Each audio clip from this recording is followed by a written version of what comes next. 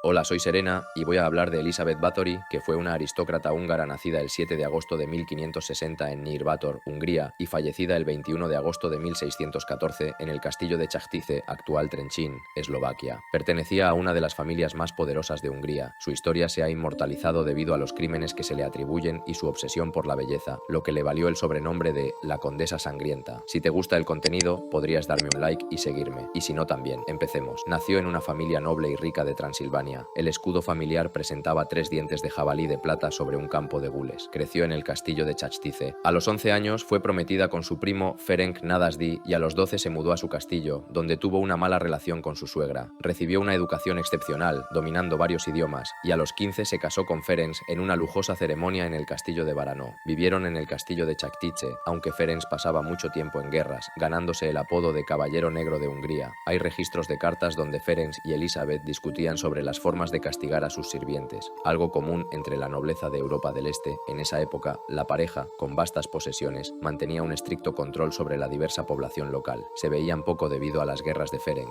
Tuvieron 4 hijos: Ana, Úrsula, Catalina y Pablo. Ferenc murió en 1604, dejando a Elisabeth viuda y vulnerable. Según sus acusadores, fue entonces cuando comenzaron sus crímenes, echando a su suegra del castillo y castigando a las sirvientas, como era debido. Se convirtió en una señora feudal poderosa pero sin ejército, apoyando a su primo Gábor Báthory, lo que la puso en peligro político y la hizo sentirse más aislada. Los rumores de brujería en el castillo de Chachtice comenzaron a circular a través de un pastor protestante local, acusando a Elisabeth de usar la sangre de jóvenes para magia negra. El rey Matías II ordenó a su primo Jorge Turzó investigar. Según la investigación de Turzó, encontraron numerosas muchachas torturadas en distintos estados de desangrado y muchos cadáveres alrededor del castillo. En 1612 se inició un juicio en Vitse. Elisabeth se negó a declarar, acogiéndose a sus derechos nobiliarios, y no compareció. Sus colaboradores sí lo hicieron, aunque por la fuerza. Juan Ujbari, el mayordomo, conocido como Fichko, testificó que había presenciado el asesinato de al menos 37 mujeres solteras de entre 11 y 26 años. 6 de ellas fueron reclutadas por él para trabajar en el castillo. La acusación se centró en los asesinatos de jóvenes nobles, pues los de las siervas no importaban. Todos fueron declarados culpables, algunos de brujería, otros de asesinato y otros de cooperación.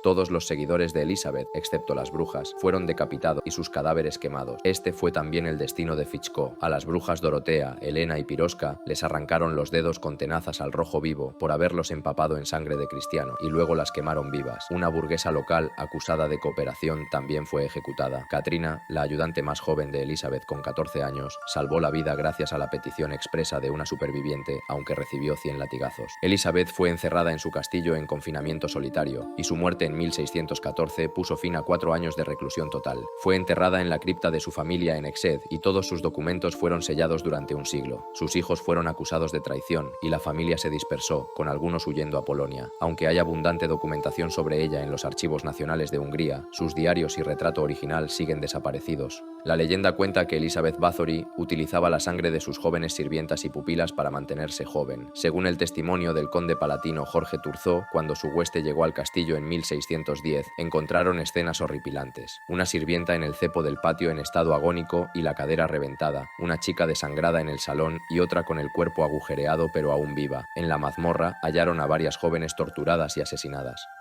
El diario de Isabel detallaba día a día sus víctimas, sumando un total de 612 a lo largo de 6 años. Todo comenzó en 1604, poco después de la muerte de su esposo. Un incidente con una sirvienta hizo que Elisabeth descubriera que la sangre podía rejuvenecer su piel.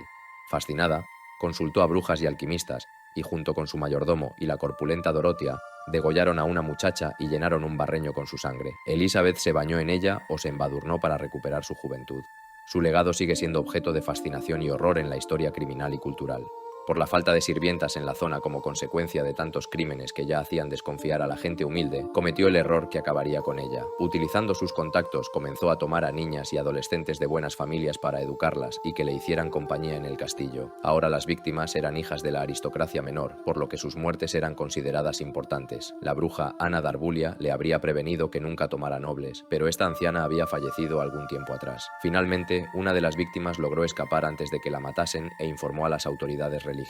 Esto era algo que había ocurrido varias veces en el pasado, con sirvientas. Por ejemplo, en el otoño de 1609 está este relato. Una joven de 12 años llamada Pola logró escapar del castillo de algún modo y buscó ayuda en una villa cercana. Pero Dorca y Elena se enteraron de dónde estaba por los alguaciles, y tomándola por sorpresa en el ayuntamiento, se la llevaron de vuelta al castillo de Chastise por la fuerza, escondida en un carro de harina. Vestida solo con una larga túnica blanca, la condesa Ersebet le dio la bienvenida de vuelta al hogar con amabilidad, pero llamaradas de furia salían de sus ojos. La pobre ni se imaginaba lo que le esperaba. Con la ayuda de Piroska, Fichko y Elena arrancó las ropas de la niña y la metieron en una especie de jaula. Esta particular jaula estaba construida como una esfera, demasiado estrecha para sentarse y demasiado baja para estar de pie. Por su cara interior estaba forrada de cuchillas del tamaño de un dedo pulgar.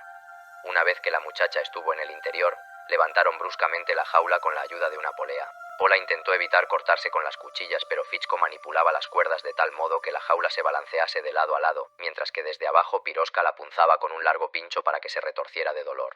Esta descripción tiene su parecido con otro artilugio de tortura utilizado por Báthory, llamado doncella de hierro, un sarcófago de metal con cuchillas punzantes en la parte de dentro. Es imposible saber hoy en día qué sucedió realmente. Es muy probable que además de eso hubiera una campaña de difamación debido a su respaldo a Gábor y Báthory en la guerra contra los alemanes. Este tipo de propaganda para socavar la autoridad de un noble era habitual en aquel tiempo y bastante frecuente en esa región geográfica. O tal vez fue realmente una cruel asesina en serie protegida por su posición, que solo se vio expuesta cuando, al quedarse sin nuevas víctimas entre la población común, recurrió a las hijas pertenecientes a la nobleza menor. Y así, entre la leyenda y la historia, el nombre de Elizabeth Báthory perdura como un enigma de su tiempo. ¿Fue ella una víctima de las intrigas políticas y la propaganda de su época? ¿O fue verdaderamente una figura monstruosa que cayó finalmente ante su propia oscuridad? Quizás nunca lo sabremos con certeza, pero su legado sigue fascinando y perturbando. Como una sombra en los pasillos del tiempo. Nos vemos en el próximo vídeo. Bye bye.